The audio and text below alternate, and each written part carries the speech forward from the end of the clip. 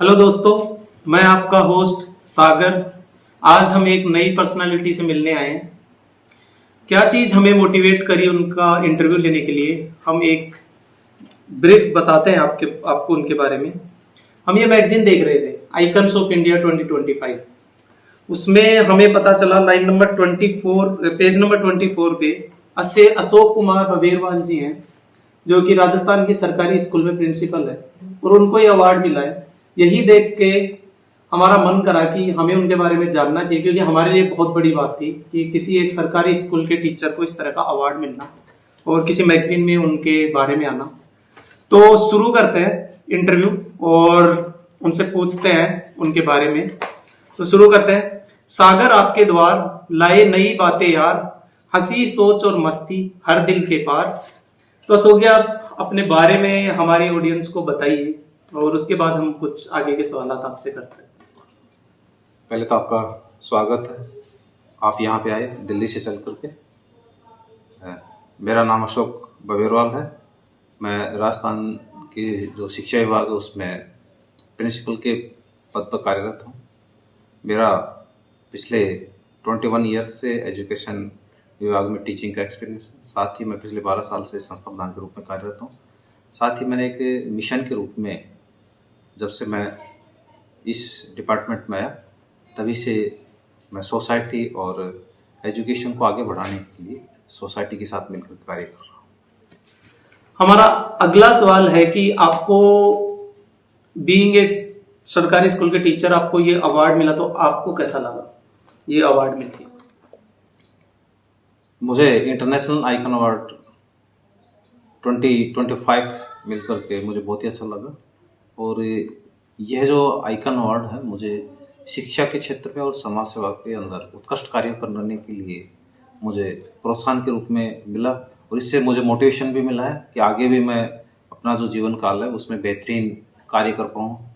साथ ही इस icon award के मिलने के पीछे काफ़ी बड़ा जो शिक्षा और समाज सेवा का जो क्षेत्र है उसमें जो कार्य किए गए हैं उन्हीं की बदौलत मुझे पुरस्कार मिला है। एक चीज हमारे दिमाग में आई जब आपने आंसर किया, तो कि सरकारी स्कूल्स में आपको क्या क्या चुनौतियां आती हैं वहां पे बच्चों को पढ़ाने में, मान लो वहां की इंफ्रास्ट्रक्चर इंप्रूवमेंट में, मान लो या कोई और इम्प्रूवमेंट्स करने हैं या सोसाइटी में कुछ कंट्रीब्यूशन करना है आपको, तो क्या क्या चुनौतियां आती है आपको?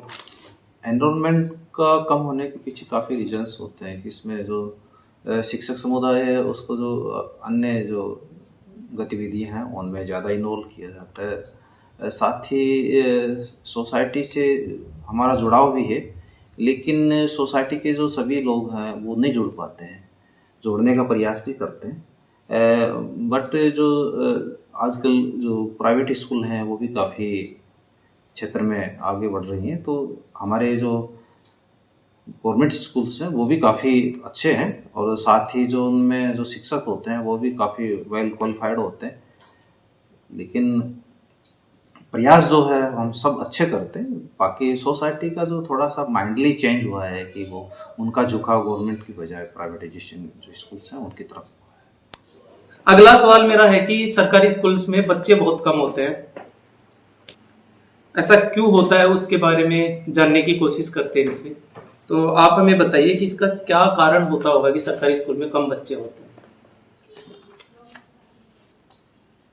एनरोलमेंट जो गवर्नमेंट स्कूलों में कम हुआ है उसके पीछे भी काफ़ी कारण हैं। तो मोटे रूप से ये देखें कि जो सोसाइटी है उसकी जो साइकोलॉजी है वो काफ़ी चेंज हुई है।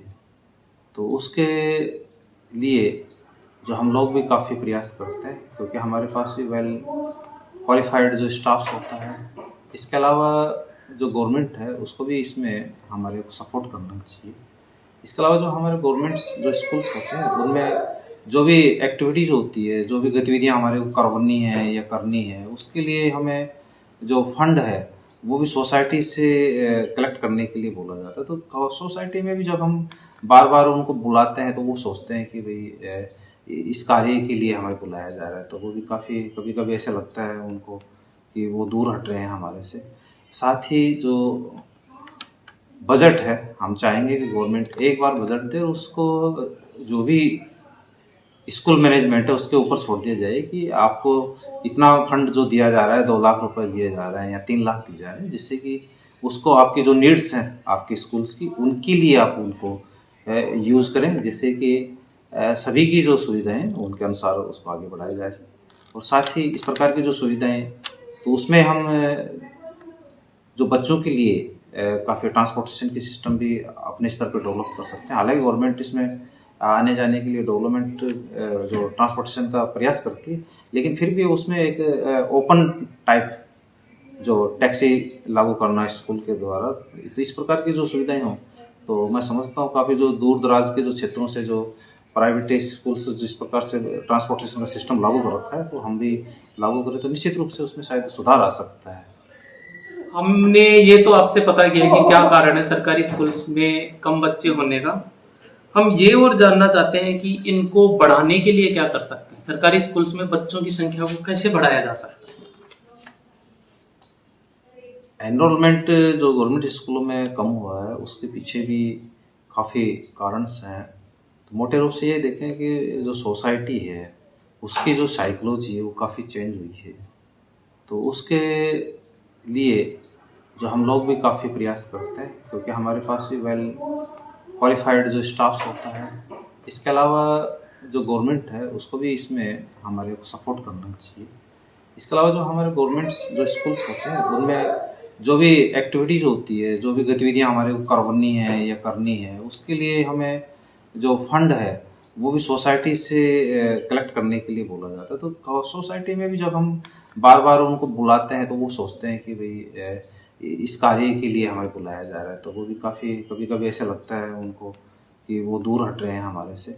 साथ ही जो बजट है, हम चाहेंगे कि गवर्नमेंट एक बार बजट दे, उसको जो भी स्कूल मैनेजमेंट है उसके ऊपर छोड़ दिया जाए कि आपको इतना फंड जो दिया जा रहा है 2 लाख रुपए दिए जा रहे हैं या 3 लाख दिए जा रहे हैं, जिससे कि उसको आपकी जो नीड्स हैं आपके स्कूल्स की उनके लिए आप उनको यूज़ करें, जिससे कि सभी की जो सुविधाएं हैं उनके अनुसार उसको आगे बढ़ाया जाए। और साथ ही इस प्रकार की जो सुविधाएं तो उसमें हम जो बच्चों के लिए काफ़ी ट्रांसपोर्टेशन की सिस्टम भी अपने स्तर पर डेवलप कर सकते हैं। हालांकि गवर्नमेंट इसमें आने जाने के लिए डेवलपमेंट जो ट्रांसपोर्टेशन का प्रयास करती है, लेकिन फिर भी उसमें एक ओपन टाइप जो टैक्सी लागू करना है स्कूल के द्वारा, तो इस प्रकार की जो सुविधाएं हों तो मैं समझता हूँ काफ़ी जो दूर दराज के जो क्षेत्रों से जो प्राइवेट स्कूल्स जिस प्रकार से ट्रांसपोर्टेशन का सिस्टम लागू कर रखा है, तो हम भी लागू करें तो निश्चित रूप से उसमें शायद सुधार आ सकता है। आपसे मिलके हमें बहुत अच्छा लगा, और जाते जाते हम एक बार और आपको मौका देना चाहते हैं कि आप ऑडियंस को या फिर बच्चों को कुछ और संदेश देना चाहते हो आप अपनी तरफ से, तो आप कह सकते हो। अंत में तो मैं यही कहना चाहूँगा कि जो हमारा जो डिपार्टमेंट है एजुकेशन का, इसमें काफ़ी वेल क्वालिफाइड टीचर्स हैं, वेल क्वालिफाइड लीडर्स हैं, मेरे से भी अच्छे हैं, मैं मानता हूँ कि बेहतरीन लोग हैं, जो कि इस डिपार्टमेंट को और भी आगे की जो ऊंचाइयाँ हैं और बुलंदियाँ हैं वहाँ तक पहुँचा सकते हैं। और जो हमारा जो गवर्नमेंट का जो फील्ड है इसमें हमारे जो रिजल्ट्स हैं वो भी काफ़ी बेहतरीन रहते हैं। हर बार 100% से भी के साथ साथ हमारे जो उच्च गुणवत्ता के रिजल्ट रहते हैं हमारे नहीं सभी स्कूल्स के।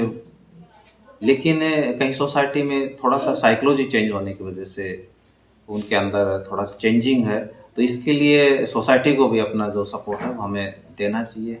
साथ ही हमारी जो गवर्नमेंट है उसको भी हमें जो सपोर्ट करना चाहिए, और साथ ही आगे बढ़ाने के लिए जो अन्य जो संस्थान है उनको भी गवर्नमेंट जो स्कूल्स हैं उनको सपोर्ट करना चाहिए, जिससे कि वो आगे बढ़े और सोसाइटी की जो नीड है और नींव जिसे हम बोलते हैं, प्राचीन टाइम से जो सोसाइटी की नींव है वो गवर्नमेंट स्कूल्स हैं, तो उनके साथ लगातार मिलकर कार्य करें, जिससे कि जो ये हमारी सनातन परंपरा है और जो आगे प्रक्रियाएं बढ़ी हुई हैं सभी, तो उसमें हम एक गरीब बच्चा है उसको भी जो कम पैसे में जो एजुकेशन है उसकी जो शिक्षा है वो उसको मिल सके। मैं यही कहना चाहूँगा। साथ ही आप इतनी दूर से चल के आपका धन्यवाद। दोस्तों आज के लिए यही था, हमें इनसे मिलके बहुत अच्छा लगा और अगली बार किसी और पर्सनालिटी के साथ मिलेंगे। तब तक आप लाइक कर सकते हो, शेयर कर सकते हो, कमेंट कर सकते हो किसका नेक्स्ट इंटरव्यू हम लें, किस टॉपिक पे लें। आपकी सजेशन हमारे लिए बहुत हेल्पफुल होगी। Thank you so much.